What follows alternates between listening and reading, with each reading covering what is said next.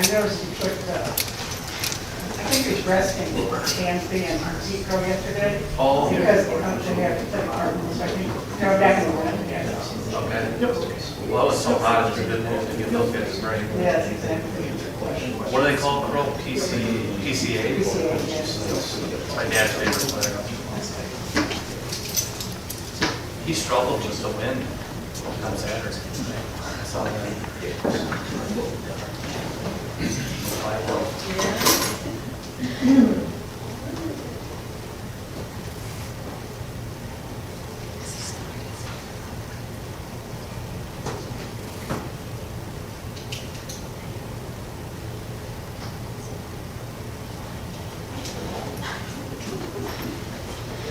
All right, it is 5:45. We'll call the meeting to order. Welcome everybody to our special board meeting of June 23rd, 2025. Thanks for being here. We'll start with roll call.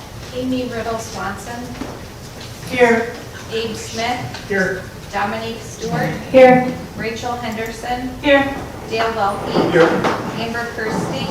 Here. Emily Hines. Here. Michelle Dupree. Here. Angela Wolf. And we have a quorum. Let's stand for the Pledge of Allegiance. I pledge allegiance to the flag of the United States of America and to the republic for which it stands, one nation, under God, indivisible, with liberty and justice for all. And our mission statement. The school district of the Menomonie area, by embracing the unique needs and using the strengths of our diverse community, is dedicated to preparing all students to become lifelong learners, caring individuals, and responsible citizens. Do we have any proposed changes to the agenda order tonight? Seeing none, we have no community communications this evening, so we will move on to the personnel consent agenda. I'll entertain a motion to approve the personnel consent agenda. So moved, Bill. I am second. Motion by Dale, second by Emily. We've got two resolutions this evening. Are there any questions or discussion?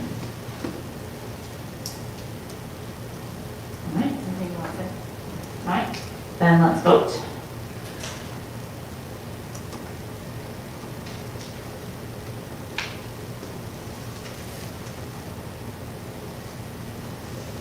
And motion passes unanimously.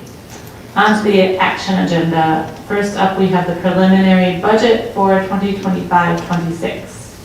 I'll entertain a motion to approve the preliminary budget. So moved, Abe. Motion by Abe, second by Michelle. All right, discussion on the preliminary budget. Is there anything that's different than what we were looking at 2 weeks ago? No, no changes. So there's no changes in what's in front of you, but the big changes are what we're hearing out of Madison. And the good news, and Eric and I, we were looking at that this morning, the good news is that the preliminary budget that got put together for the board is a fairly conservative estimate. For instance, the preliminary budget that is in front of you assumes a special ed state reimbursement rate of 33.3%. Certainly we're hoping for higher. The governor's proposal was 60%. I think the Joint Finance Committee's action had it at 35%. So that's actually higher than what's in the preliminary budget, and we're still hopeful there's going to be additional negotiations in Madison. I do think that when we get looking at the state aid, the Joint Finance Committee had no new dollars of state aid for education in the budget that the Joint Finance Committee approved. That would put more funding on the backs of local property taxpayers. I don't think there's any it's not necessary to recalculate all of that today because it's all going to change again. Our state aid certification doesn't come out until October. We do get an estimate in July, but it'll change again in October, and then we also will get our evaluation statements. So it's going to change anyway, but we certainly are concerned with what we've heard out of Madison.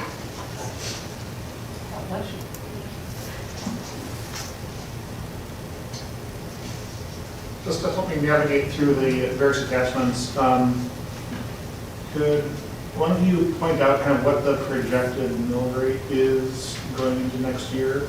compared to the last couple years? Yeah, I think it came in at Eric, could you say which attachment you're looking at, please? Sure, it has it in a few places, but the one I'm looking at is the forecast model. The budget forecast model has the graphs on the bottom.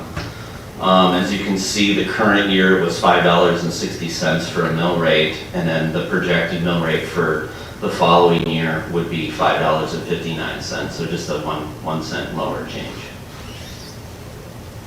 Thanks.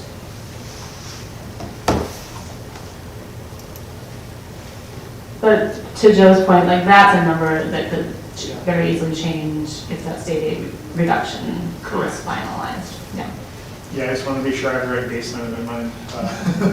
A lot of things to sort through, I think, for, when we look at the impact on taxpayers of whatever changes there are, that's a number certainly to keep track of. Thanks.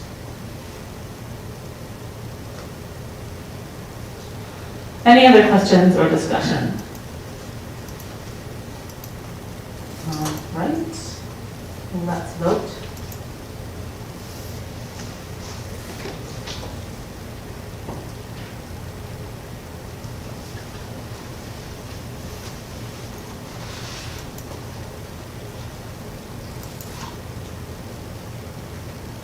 Motion passes unanimously. Again, thank you for all of your work on that. Thank you. Next up, we have our policy updates to policy 345.4, student grade placement and promotion. I'll entertain a motion to approve the changes to the policy. So moved.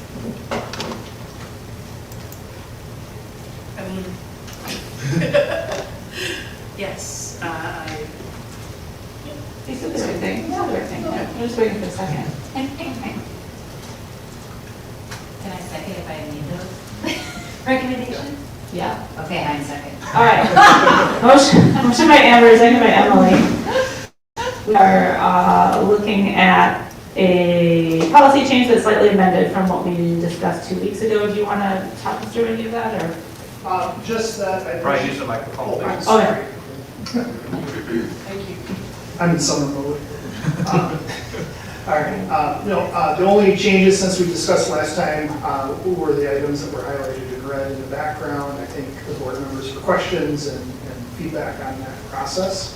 I think those do a nice job of helping to further clarify.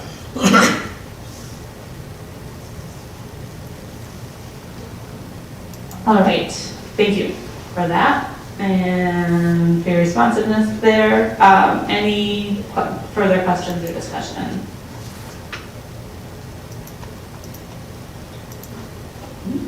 I just want to ask Brian one question. I'm curious to know, the way I'm reading this, and I was unfortunately not at the last meeting, so, however, I did watch the lovely live stream. Okay, so I'm curious to know, being from an education background, 4K students, often there are many times when they're not ready yet to go to kindergarten. And 4K teachers recommend that they stay in 4K another year. Parents have the choice to go along with that recommendation or go ahead and place them in kindergarten regardless. I understand that a lot of parents do that because it's costly to keep them in 4K because then they have to pay for childcare half a day and that kind of thing. So I get it. My question is there any documentation showing that, establishing that that was the recommendation?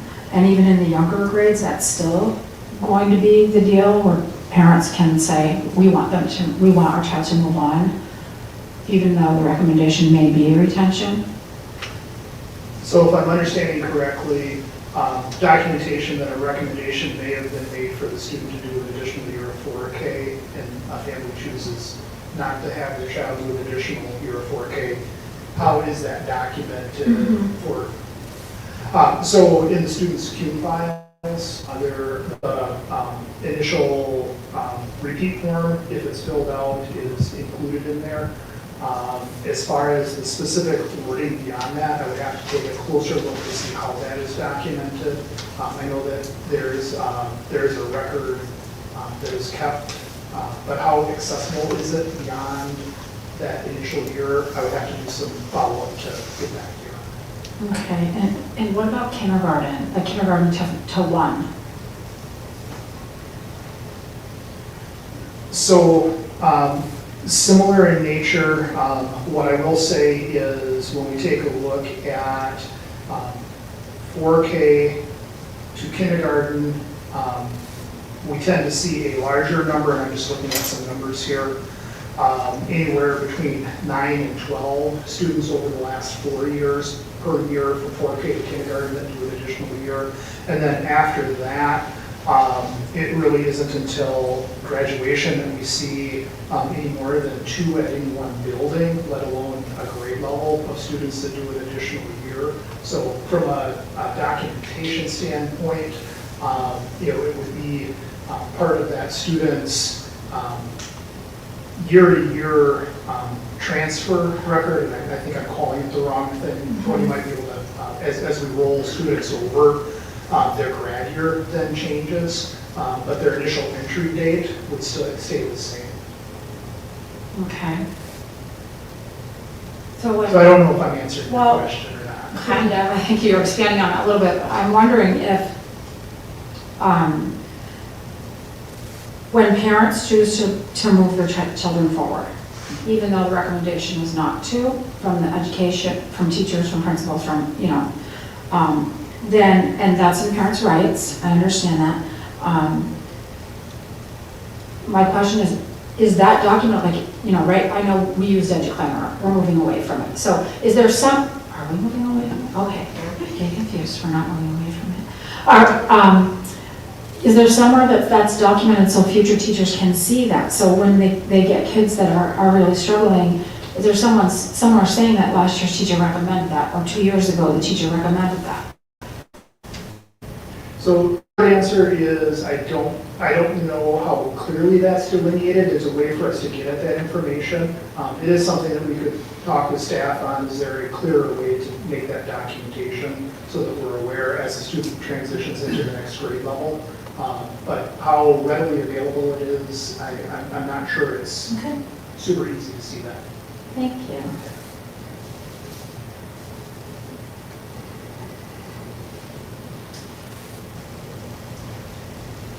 Michelle, that brought up a question for me when I was thinking about retention and so forth.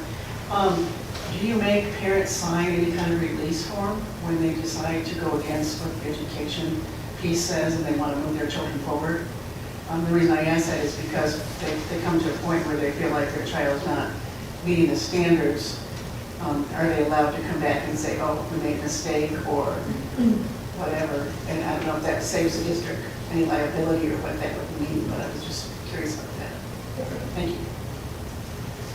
So we don't have a standard form that I do know that if a parent chooses to do a promotion or a retention that's opposite, we don't have a standard form for families to sign off on saying. I do know that our buildings, when they have those meetings, keep documentation of those meetings when they happen, as part of the student's record. Okay, thank you.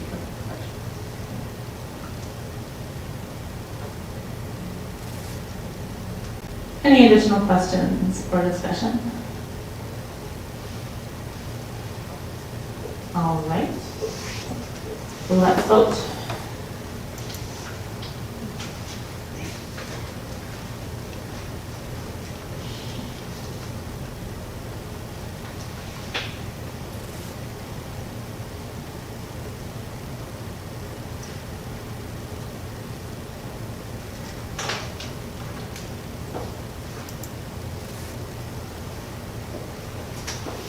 And motion passes unanimously. Next up, we have an action to approve meal prices for 2025-26. I'll entertain a motion. So moved. A second. Alright, motion by Abe, second by Dale. We have proposed increased meal prices. It's a 5 cent or 10 cent? 10 cent increase at both the elementary and middle and high school lunch, as well as adult meal prices. We did have an opportunity to talk with Stacy Nelson about this last time, and I just want to say, personally, I'm really impressed at the way that the district has worked to keep meal prices affordable. And I think as a parent, like a 10-cent hike now, rather than waiting, and having a 50-cent hike in a few years, seems really reasonable to me.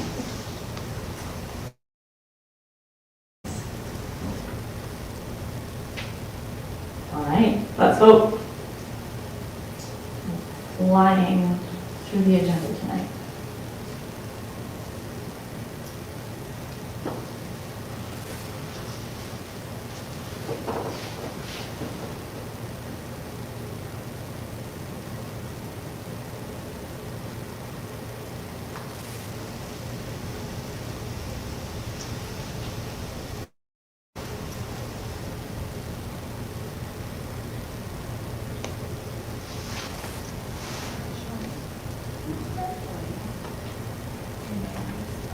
Motion passes unanimously.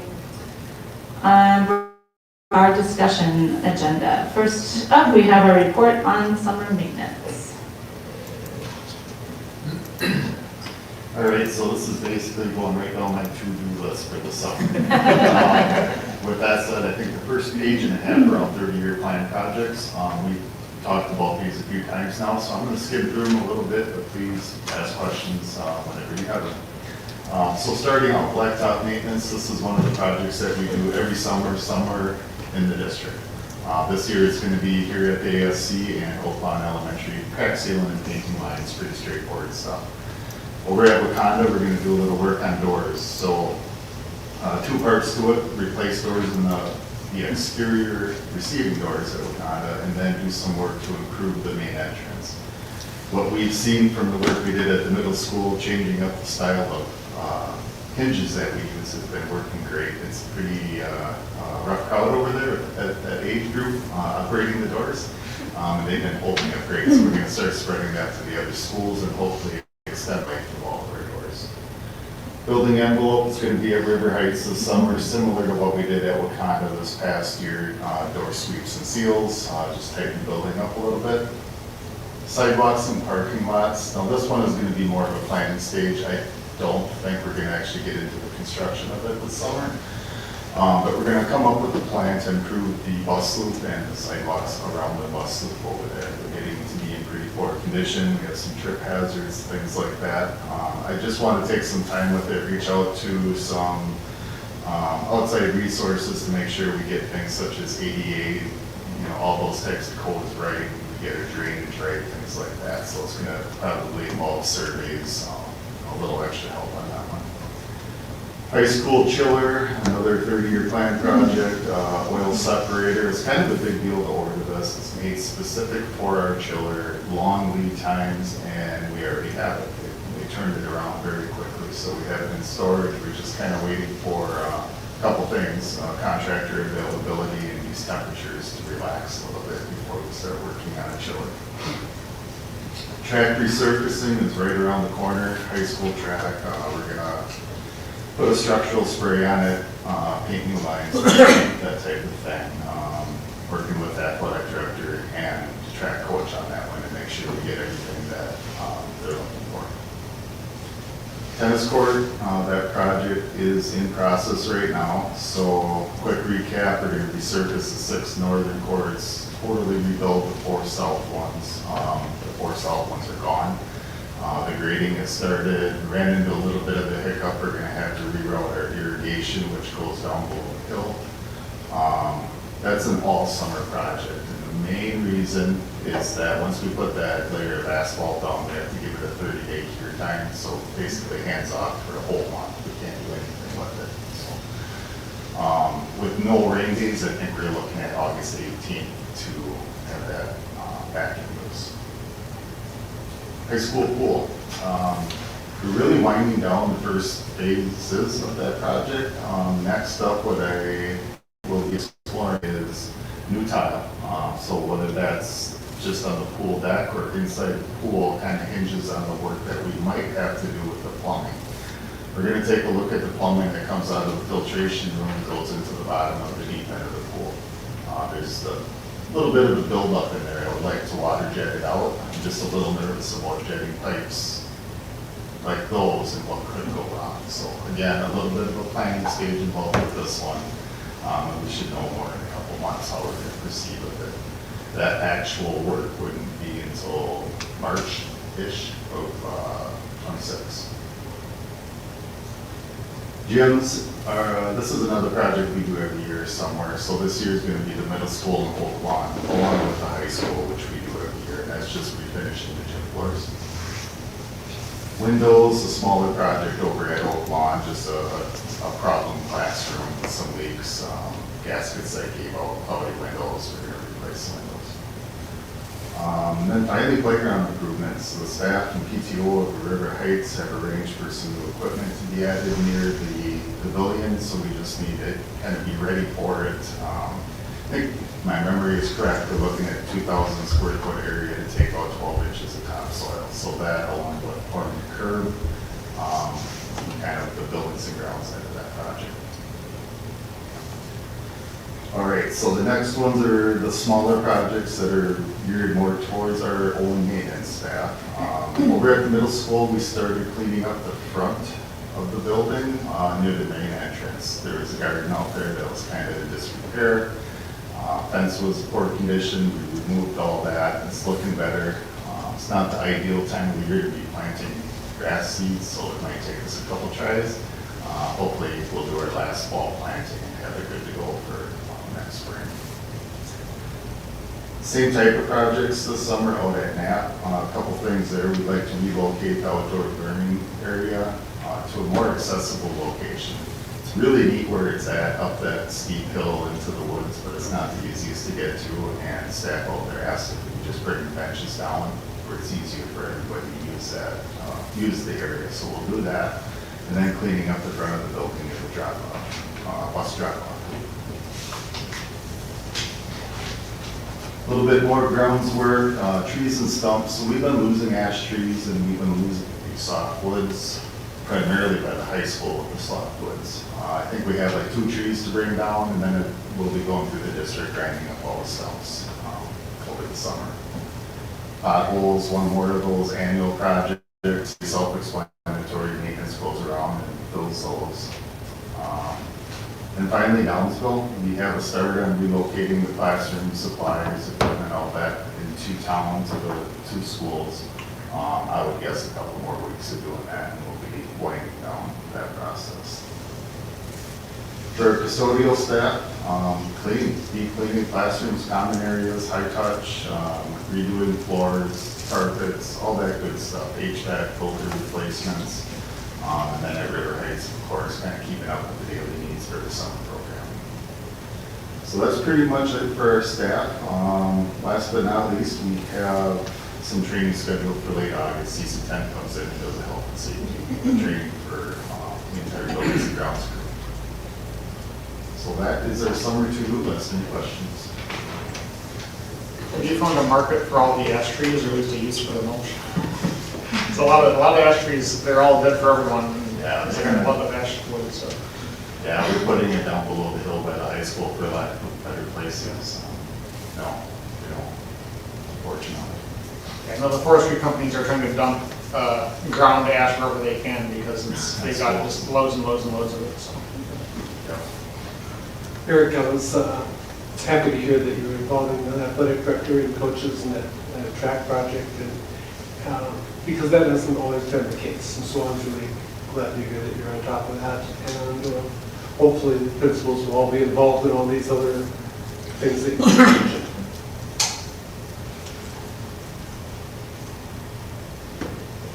I think you mentioned this, but the details slipped me.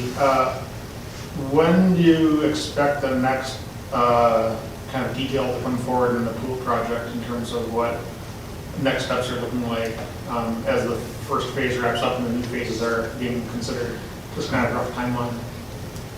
Well, after the start of the new fiscal year is when I'm going to reach back out to the designer and put our minds together and come up with that plan.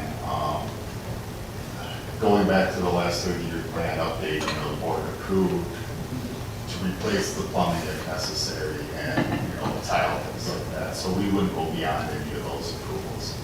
But I would say approximately 1 month will have a better idea. Thanks.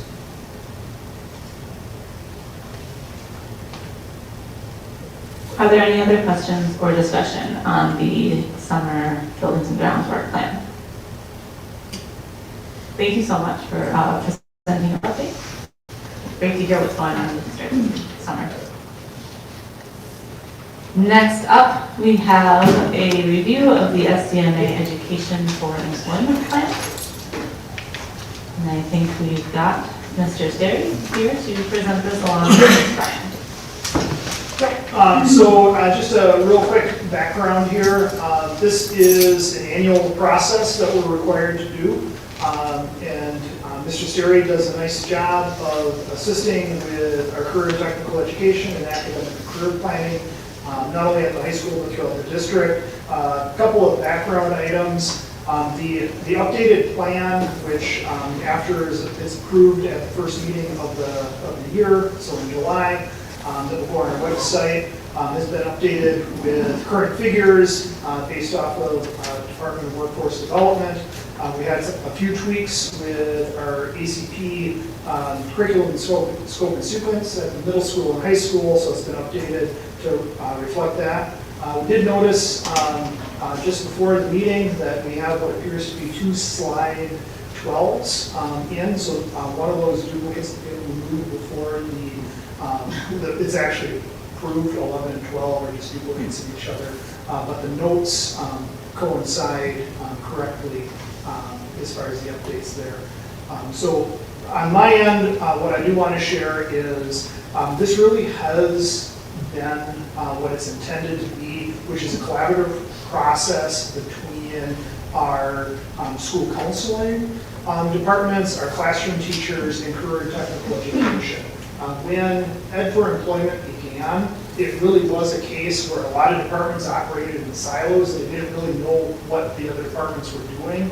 And over the years, because of the staff that we have at our middle school and high school, and quite frankly at our elementary, where academic and career planning starts in 4th and 5th grade, this has become a very comprehensive and collaborative process. So with that, I'm going to turn things over to Ryan, who's going to talk a little bit about some of the current things that are happening. Sure. And really the goal of the academic career planning program is to get kids to understand what they're interested in doing. So when they leave and graduate, they have a clear plan of their what they're going to do in their post-secondary kind of ventures, and hopefully saving them a lot of money and time, and ending up in a job that they want to end up in that matches their interests, that they can make a good living with. In the slideshow, essentially what the academic career plan outlines, K-12 is at our elementary levels. A lot of our academic and career planning would be guest speakers, field trips. We work along with Senior Achievement, who helps also coordinate those activities. And then in middle school, it's structured through a variety of different Zello activities that we've done, where kids take different interest profile assessments, they do occupational research assignments. Once again, a lot of guest speakers, a lot of field trips that are funded through the Carl Perkins grant. And then in the high school, then we try to do something impactful at each grade level. So the freshmen, they visit CBTC on top of the same activities that the elementary students go through and the middle school students go through. But our freshmen, they visit CBTC in the fall. We try to do that before students register for classes. Our sophomores, they go to Stout, so that way they can take a look at university. Excuse me, I'm kind of teaching summer school, kind of losing my voice here a little bit, so I apologize on that. And then our juniors, we have a Mad City Money activity, and then our seniors, we do a job fair that our juniors also participate in as well. And then there's another number of activities too, and I think just great programs at all levels, but specifically at the high school, we offer a lot of articulated classes. Those programs are continuing to grow. Many of them are structured as academies. We have a number of students earning industry certifications, which This year, so far, we're at, I believe, 111. I don't have the slide in front of me.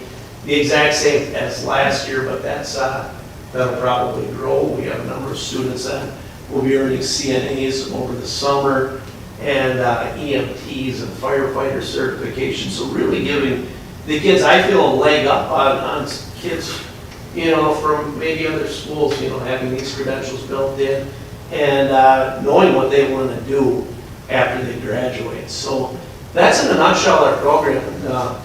And we're proud of it, and you know, we're continuing to improve upon it. But yeah, I feel we got some good things going with that. Any questions?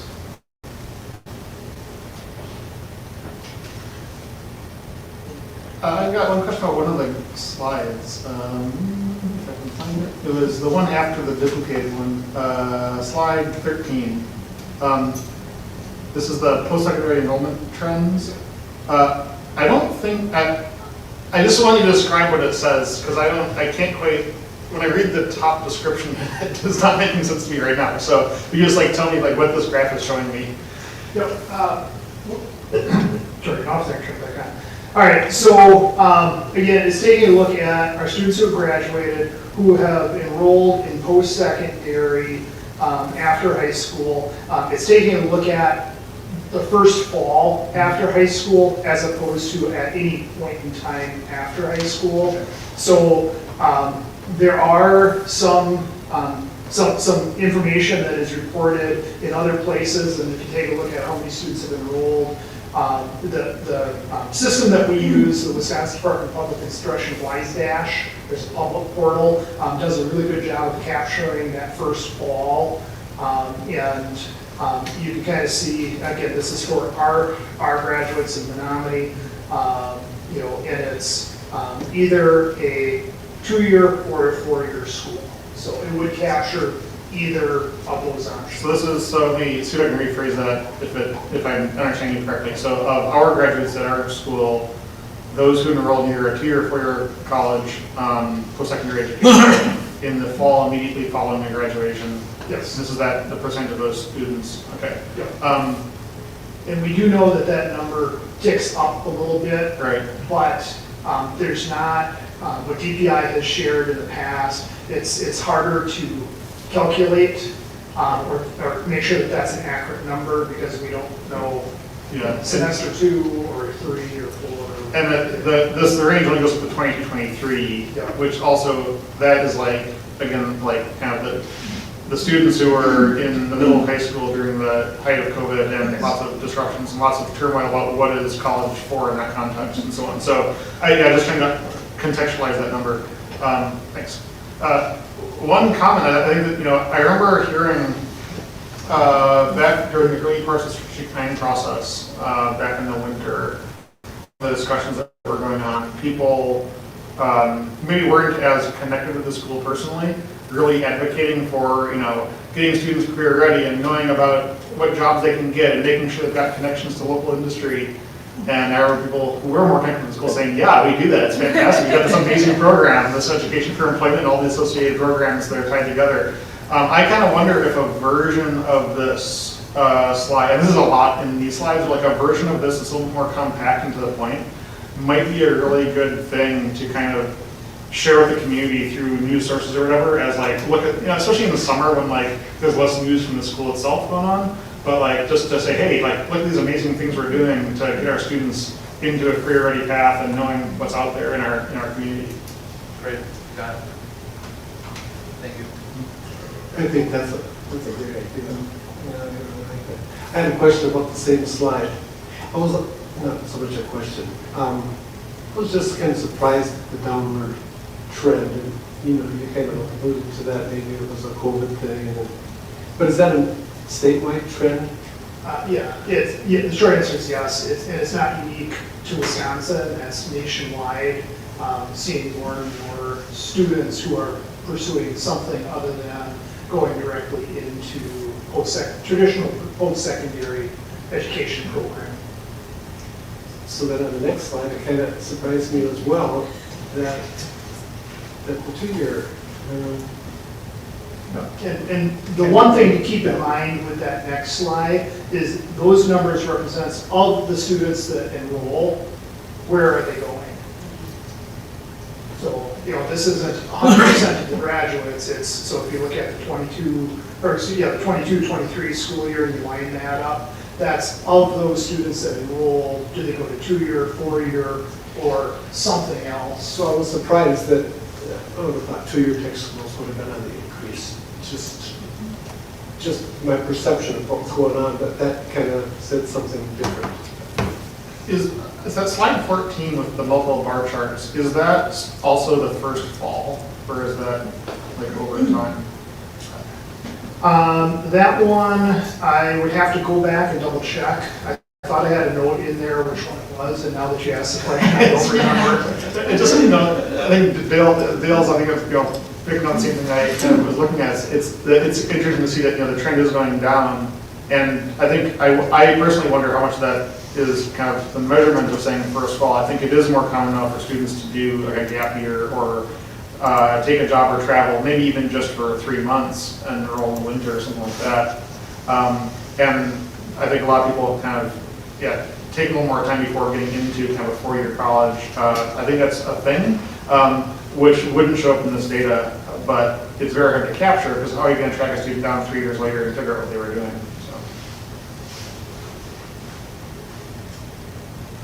Am I remembering correctly, there is actually another report we get where you analyze longer-term student activity. Is that right, or am I misremembering? So longer term from a Just in terms, post-secondary post-secondary, yeah. Okay, never mind, sorry. I know sometimes we report on it when we report on our student achievement. Yeah, maybe report that's what I think, and, yeah. and our state report cards, I know sometimes we pull some information in there. That's what, yeah, I think that's what, maybe that's what I'm thinking. I like the state report cards. I wanted to echo what Abe said earlier too about the comments that came up during strategic planning, and I do think it's very relevant to share this as widely, or to find a way to share this in a more digestible public way. But I also think it's important to sort of say, like, we are doing something that the community really values, and that this work is clearly something that is important to folks, both who are participating in it, obviously, but in terms of the broader community as well. Any other questions or discussion on the Education for Employment Plan? One more very, very small question. Did the labor force participation in employment, did that come from the Dunn County report? Or do you pull those separately? Yep, so it comes from the state report that then has a Dunn County portion as well. So I only ask you, I'll call someone at the county and ask, what is with the labor force participation in Dunn County is a very interesting, very, I'm curious about that, but Yeah, and it ultimately comes out of the Department of Workforce. okay, thank you. Congrats on a very nice report. I thought it was very good, and the whole program, just keep up that good work. Is this the same, because I don't see any mention of it, but the kids that just graduated this year for the first time with a business degree from CBTC? Is that in here? Or is that a separate? That would be separate. On here, what we did include is towards the end of the slideshow are all of the actually industry certifications, and many of those are earned through the senior internship program. Not all, but a lot of them are. But no, we don't have the actual numbers of students that, let's say, took the CNA course or participated in the Industrial Mechanics Academy or Business Academy. And we could definitely add that in the future of this report, because that would be easy to get that information. So I'm looking at like slide 23. So is that the Business Management Academy leading to the CBTC associate's degree? Yes. Where we had the kids graduate this year for the first time? Is that what that is? Or is that something different? That's been in place for probably 4 or 5 years now, Okay. the Business Academy. But we have been continuing to add new academies. Was the first year that the kids graduated with that cert, wasn't it? No. No, Oh. that's probably, I want to say 3 or 4. Wow. You have a case, you probably know 3 or 3. So, Wonderful. yeah, That's good. but Great. that's a way of taking articulated classes and kind of packaging them so kids really earn the certification Mhm. versus piecemeal together. So we're having, a number of students participating in that. I just think, I applaud you for all of that. That's wonderful opportunity for kids. Yeah, I agree, that's wonderful. And since you said it would be easy, I think having those numbers in here. Most definitely. I just got a list of the Yeah. CBTC sent me all the certifications last week. And Nice. Casey was included on that. And we also use that for a number of our grants too, so it's a win-win in a number of different ways. Great. Having been on the board for 17 years, I do remember the first time we had this document with us. And I just like to say it's improved a whole lot and it gets better every year. So I just want to say I appreciate that a lot. I think overall, the report formatting game is strong. So thank you very much. All right, any final questions or discussion? And this will come back at our next meeting for a vote? Wonderful. All right, next up, we have our human resources report.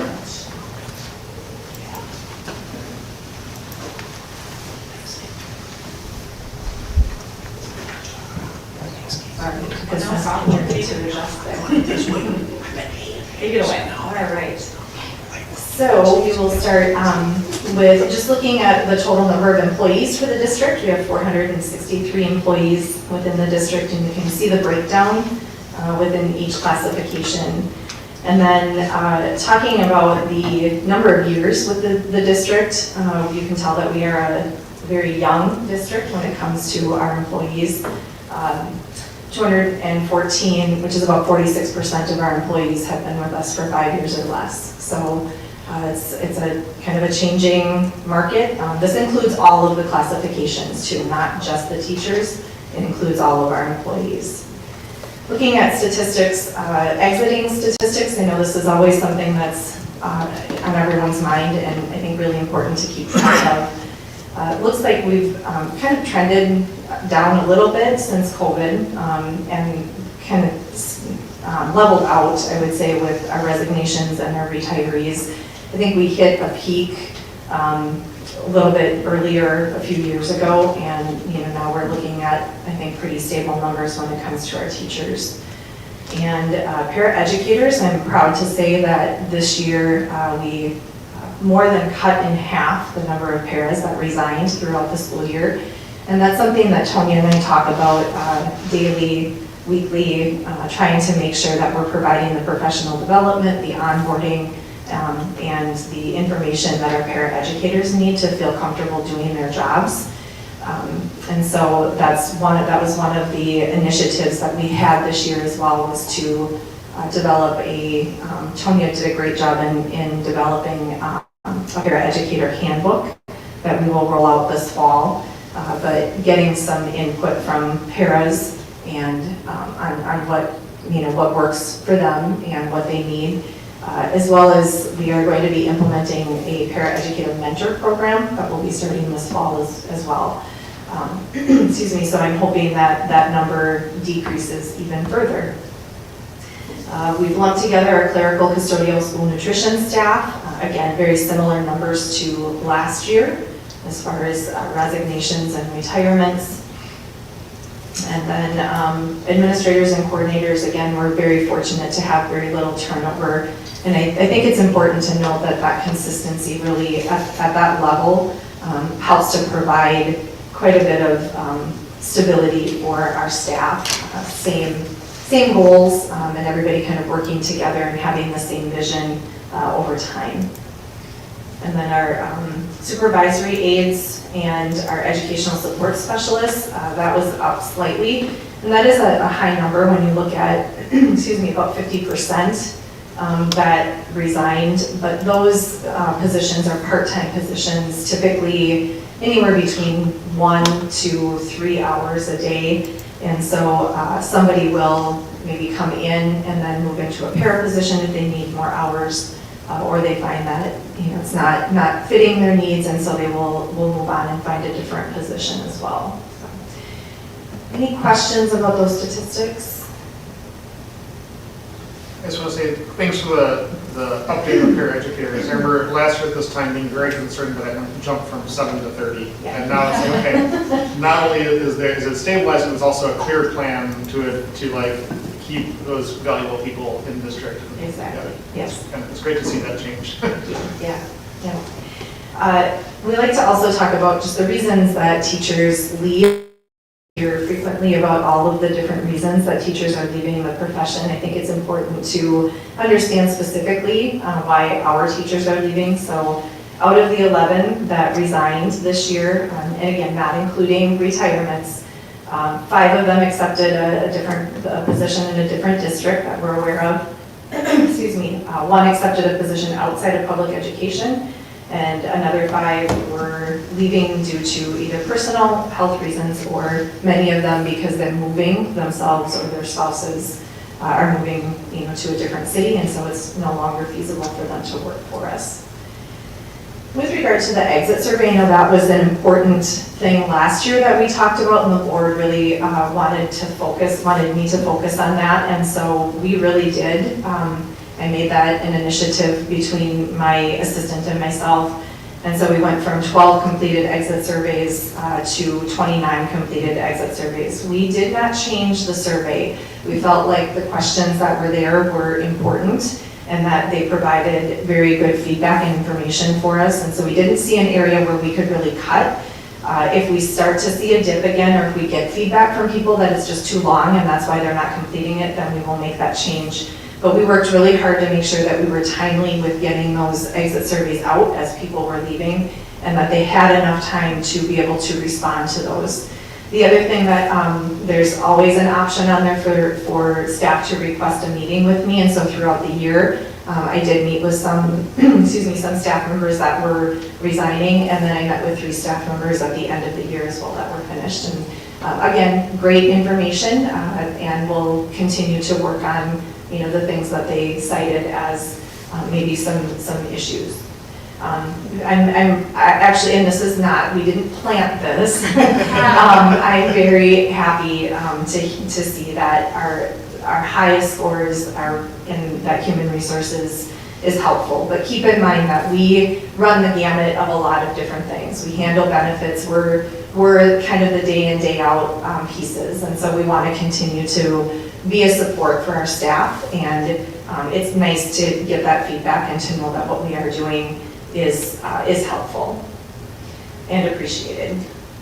And then finally, just looking at our substitute staffing, very consistent with what we had last year. We do see many of our substitutes do return, but we also see that we have some newer hires as well. We always have a group of substitutes that maybe got their degree in December, became subs for us for the end of the year, and then moved on and ended up getting their own teaching position. So 15 new hires with education degrees. I think that was really impressive to me that we were able to have that many new substitute, new hires.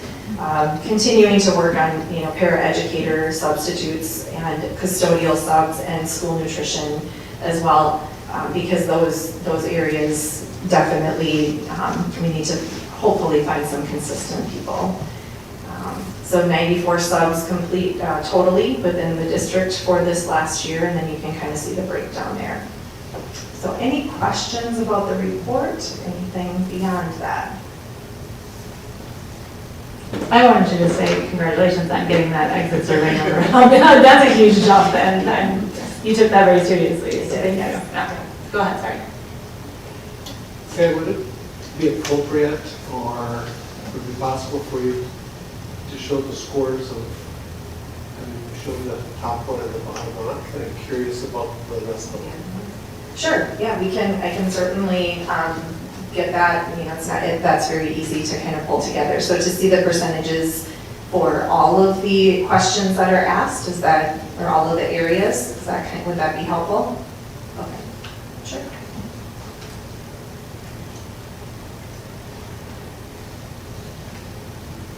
I'm trying to remember what the timeline is for staff satisfaction surveys. We did one last year, right? Yeah, typically we go every 3 years, so I think it would not be this coming year, but the year after.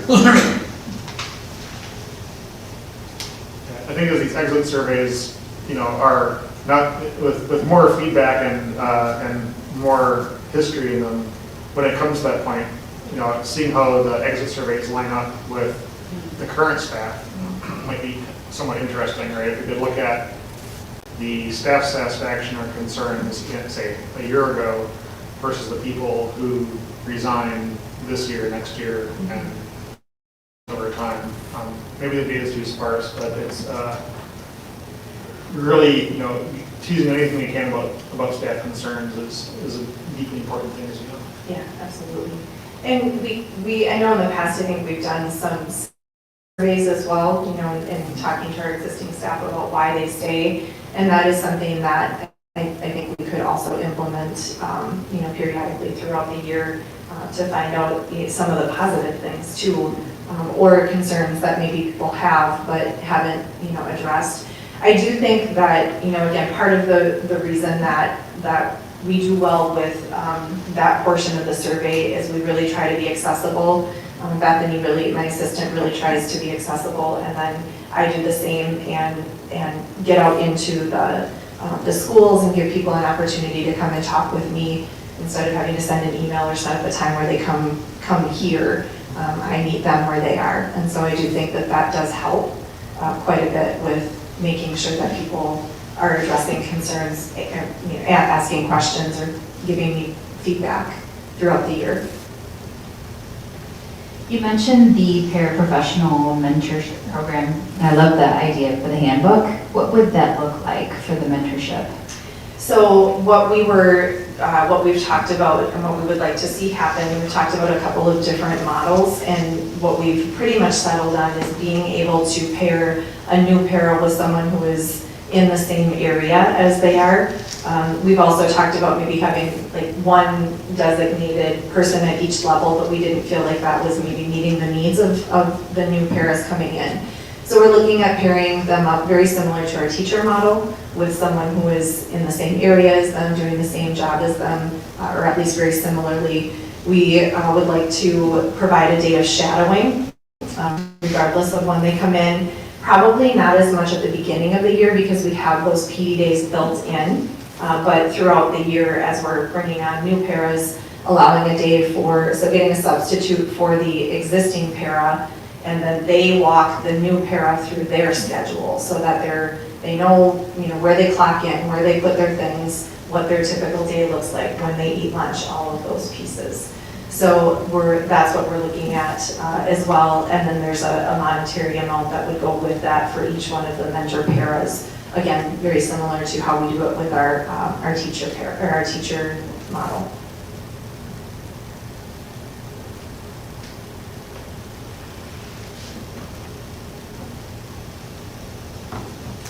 I just have a clarifying question about the substitute data. Some people are substitutes in more than one area. Okay, that's why those numbers are the way they are. Yes, Okay. yep, exactly. You are absolutely right. Some will sub as clerical and they will sub as teachers. We will sub as paras and teachers. That's very common as well. So you'll see those numbers.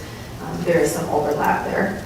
I seem to remember, or I think I remember, that last year at this time you had some concern about like the substitute pool, and it looks like it hasn't changed much. How are you feeling about it right now? I do feel like our fill rates have been better. We also changed our substitute management system, and so Red Roper is our new substitute management system. We're finding that it's a lot more user-friendly. There's an app that our substitutes can get on their phone, which was not the case with the other. They could get an app, but they had to pay for it, and it was more clunky than the one that we currently have. And so I feel like Red Rover has been just a breath of fresh air and very helpful. The way that they have things set up, they make it very easy for our substitutes to get in and pick up positions. And so I think that has helped contribute to our fill rates. Even though our substitute pool hasn't grown much, our fill rates have definitely increased. That's really interesting. Thanks for the info. Any additional questions or discussion on the Human Resources report? All right, thank you very much. Thank you. Next up, we have a review of our strategic planning goals and major activities for 2024-25. So I'm not exactly sure how the board would like to do this tonight. Let me give you some options. One is, accept it as is and move on. You have seen this numerous times this year. I know there's more to do tonight.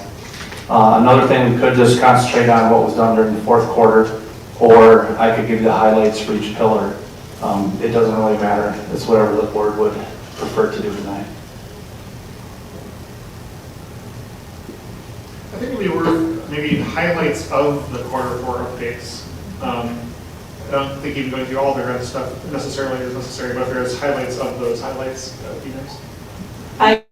Down in here, I agree, and I think there's some, when I'm looking through the quarter four portion, right, like some things reference, for example, the student services report, which we just saw last month, so we don't have to dwell on that maybe, but kind of going over for us the highlights of the things that haven't otherwise been reported to the board. Is that Okay, sure.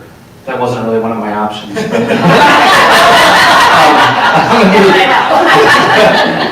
I'll do the best I can. And directors, please feel free to jump in. But I agree, we don't want to rehash all these reports that you guys have been going through over the last several months. Pillar 1, a lot of great work was done, but Act 20 was the biggest focus. And I just want to say thank you and congratulations again to all of our teachers, all of our staff members, all of our curriculum instruction people, including Brian and Tara, and everyone who had a hand in doing Act 20 this year. It was amazing, a lot of work to end the school year, and that was the fourth quarter update there. Pillar 2, our principals provided relationship mapping reports that were completed by the end of the school year. Again, that relationship mapping is a very important tool. Our goal in our schools is to make sure that every single student in our schools has an adult that they can trust and that they can go to and that they can, get help from. And I really think our teachers do a great job. There's always more work to do. I know our new strategic plan is going to have a piece about student belonging. That's work that's never finished, but great job with the relationship mapping this year. Our talented workforce, again, we are so proud of the workforce that we have. Very proud of the efforts. We just heard from Sam in the HR department. Sam has been at the buildings more this year than any HR director in my 11 years has ever been in our buildings here in Menomonie. That's outstanding. And then when you couple that with the QIC groups, the building leadership teams, the PLCs, all the grade level departmental meetings, we have great opportunity for collaboration and feedback. So great job everyone there. Parent and community partnerships, that continues to be something that we prioritize in the district. I did get a lot of nice compliments, and I appreciate that about the school crossings columns that have come back. It's nice that I think our local media situation has finally settled a little bit with the Menomonie Minute, also Menomonie Newsnet, then also with what Steve is doing on the Iron County. And I think that's becoming more consistent. I think people know where to look for things. But I'm also very excited about the preliminary work being done with Parent Square. We met again today. Katie and her team continue to iron out how we can adopt Parent Square effectively for communication both in and outside of our school district. And then lastly, facilities and operations. Kevin gave a great update today with a lot of the projects that are happening. I do think we're very fortunate, and I don't think people understand how fortunate we are with our Fund 46 capital improvement planning. I'm very concerned about the future of that with our budget process and not being able to contribute more funding to our capital improvement plan. The rubber is going to meet the road in about 2 years, we're thinking. So that's a real high level highlight. Are there any specific questions today?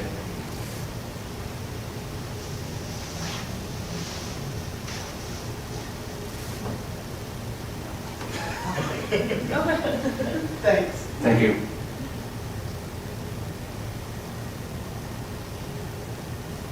Really, one of the things that really jumped out at me here, it's not really a question, was the elementary program report that's on here. I want to play that 9 square in the air thing, so let's get some of those. That sounds fun. I'm glad you brought that up, Michelle, and kudos to our elementary principals and elementary staff members, along with our maintenance staff, being able to put together those playground reports. I think it really gives kind of a nice inventory on where things are at our elementary schools. I was also going to mention that, not because of the 9 square, I don't know what that is, but I really appreciate this report, and yeah, I really appreciate that report.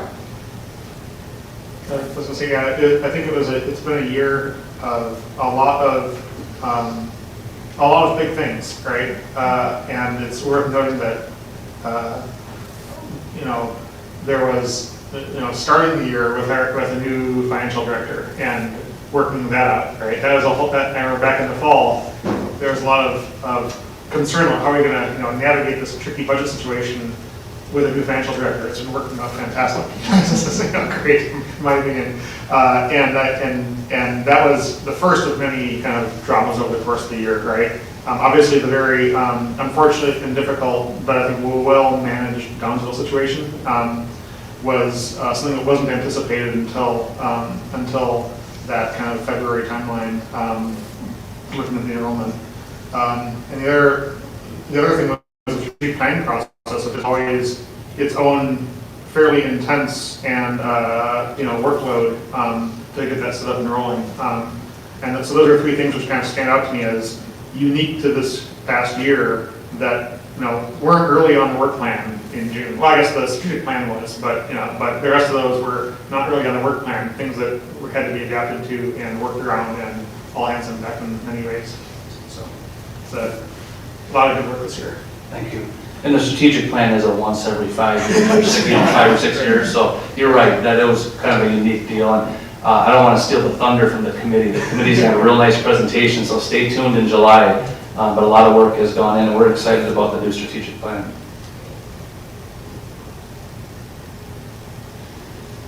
Any additional questions or discussion on the goals and major activities in 24-25? Thank you for that summary. That was not one of the options. Like the board knows best, right? Next up, we have discussed plans for teacher compensation in the SDMA. So this was something that came up in our last meeting, and we're wanting to follow up on that.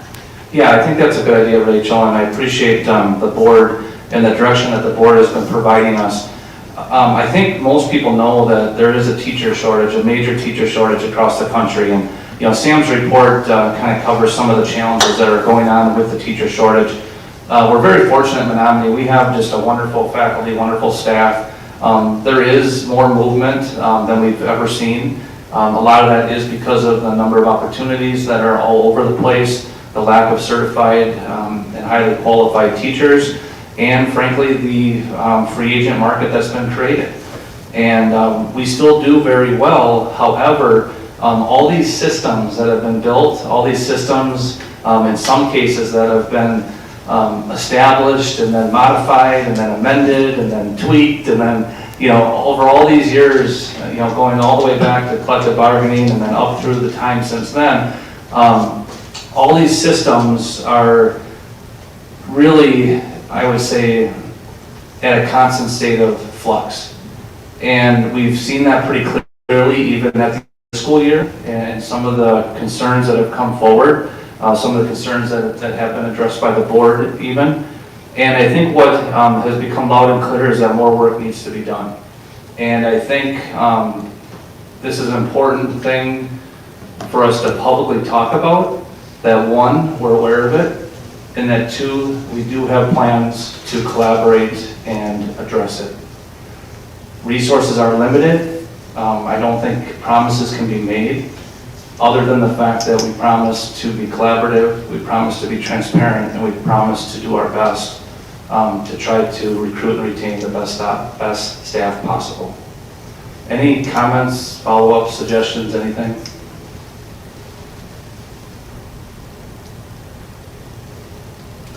Yeah, I think as we kind of think about those compensation plans or ideas for compensation, updated compensation, schedules or charts or plans or levels or whatever they might be.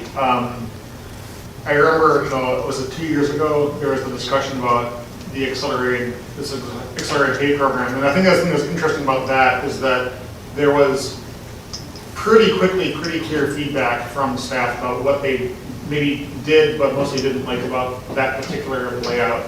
And to me, the main lesson there is that that collaborative nature of it, getting that feedback quickly from QIC and other groups in the buildings, and being in touch with what they feel is professionally deserving and fair and appropriate across themselves and their peers was really important. And I think that in that case, it was a decision that kind of backed away from after kind of playing with it a little bit.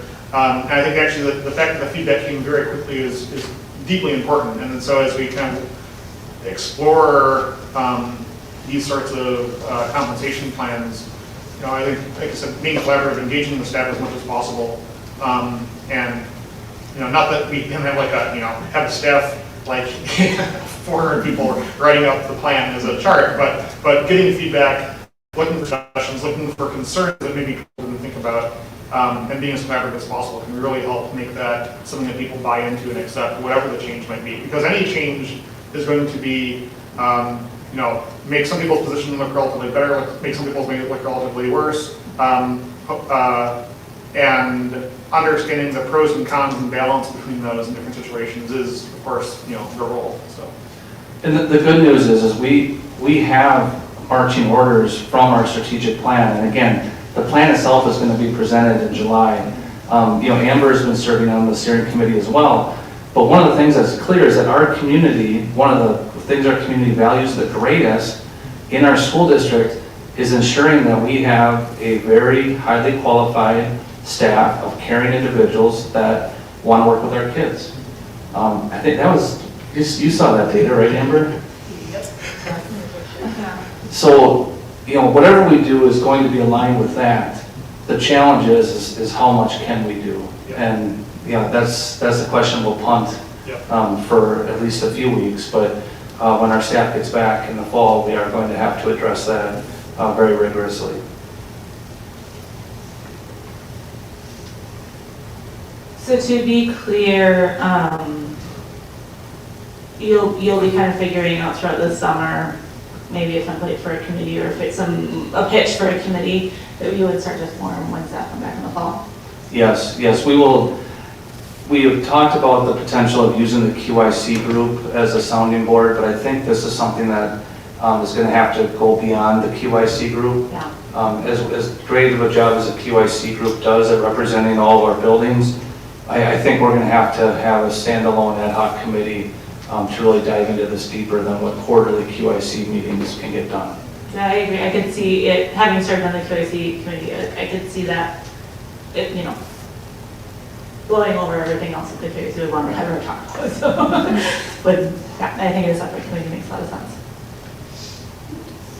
Is there a way, and maybe this is a question for Sam or Katie, but is there a way for staff to provide anonymous feedback? I know that we have used, what's the company that we've used to do some of our surveys before? School perception. Yeah, School Perceptions. I don't know if we want to engage them, if we do a Google form, which wouldn't cost anything, there would be a cost associated with School Perceptions. But I do agree that anonymity, that people have to feel comfortable answering those questions. So I think there's a way that we can figure that out. Yeah, typically we would use a third party when we talk about stuff like this.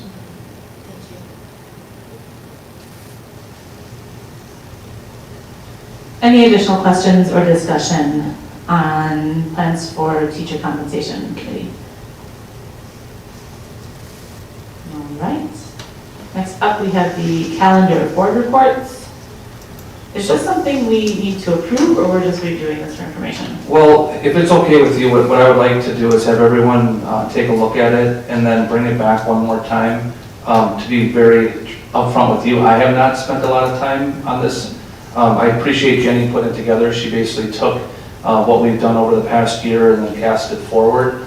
But I think it's worth it to take, a little deeper dive into this and bring it back for one more meeting. I don't know that it necessarily needs a formal board approval, but certainly one more board review would be great. And I would say in the meantime, if anybody sees things that are omitted or a type of report that you would like to see, or maybe a report that you would like modified or maybe even get rid of, between now and the next meeting, if you could let me know, that would be helpful. It might be premature, but the committee, we were just done talking about the Teacher compensation. committee reporting back to the board. Maybe that would fit on here someplace. Sure. Amy, did you have a question? Yes. I was looking in January of 2026, and it looks like on the 12th, we review and discuss the 2026 WASB resolutions for delegate vote. Okay, but then on the 26th, it says action approve 2026 WASB resolutions for delegate vote as needed. The convention is on the 21st to the 23rd of January. So I think both of those things should be done on the 12th. Sounds good. And I don't think we've had to take a vote on previous WASB resolutions. But usually what happens is the delegate is we share with her or him what concerns us or what we think is best and that kind of thing, and then they go and do voting, obviously. Sounds good. I just had a quick question. The school nutrition report is listed in April. This year, I think we moved it for scheduling reasons. But I thought I also remembered Stacy saying that she was able to put better data in by moving it to the end of the school year. And I wonder if it's okay with her if we just make that a permanent change. Sure, I can talk to Stacy about yeah, that. Okay. And I do want to point out that this is something that we've created here in Menomonie. We've had it for about 10 years, and I think it's really helpful. Oh, yeah. But we've always done this with the caveat that there's flexibility based on availability and things like that. But I think that makes sense, Rachel. I will say something to Stacy and see if there's a particular meeting that works best. Okay, great. I just thought she had said it, yeah, the change was because of convenience, but I thought she said that she was able to include better data because of it, so. Sure. But yeah, I think it's important for everybody to take a look at this between now and the 14th, and if you see anything that seems to be like a glaring omission or something that makes sense to change, to send those notes to Joe or bring it for discussion. Thank you. Yeah, thank you. Thanks for putting this together, Jenny. It's really helpful to see it laid out like this. And I also always put in my mind, I should actually print this